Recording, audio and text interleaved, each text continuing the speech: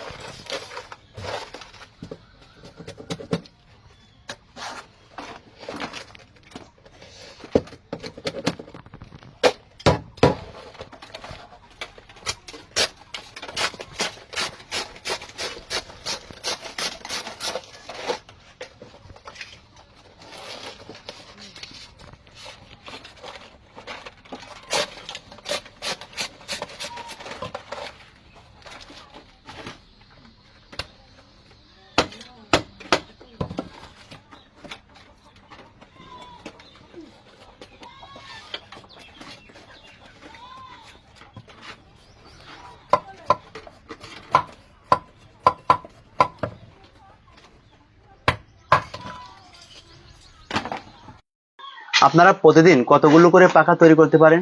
আমরা প্রতিদিন রেগুলার ধরলে 100 পিস হয়। হ্যাঁ, প্রতি পিস পাখা তৈরি করতে এখানে কেমন টাকা খরচ হয়? 100 পাকায় মনে করেন খরচ 25 টাকা তো খরচ। আপনারা এগুলো টাকা দিয়ে যায়, 20-25 টাকা খরচ হয়। আপনারা এগুলো পাইকারি বিক্রি করেন না খুচরা? আমরা খুচরো পাইকারি বেশি। হ্যাঁ, কোথায় বিক্রি করেন এগুলো? এই যে বেশি ঝিউর গাছা বেশি, বাগাছড়া বেশি, নাভারণ বেশি। এই যে তাল পাতা দিয়ে তো এই হাত পাখা তৈরি করা হয়। হ্যাঁ, এগুলো কোন জায়গাতে সংগ্রহ করেন আপনারা? এ সংগ্রহ করি আমাদের আশপাশে তো করি, আবার ওই ফরিদপুরতেও আনি। ফরিদপুর থেকে নিয়ে আসেন?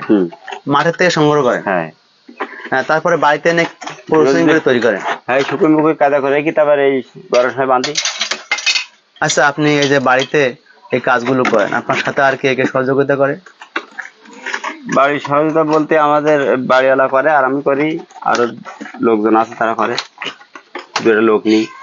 মানে আপনার বাড়ির আশপাশে যারা থাকে শ্রমিক, তাদের সহযোগিতা? হ্যাঁ, ওদের আসলে কাজগুলো করায়নি, ওরাও কাজ করে।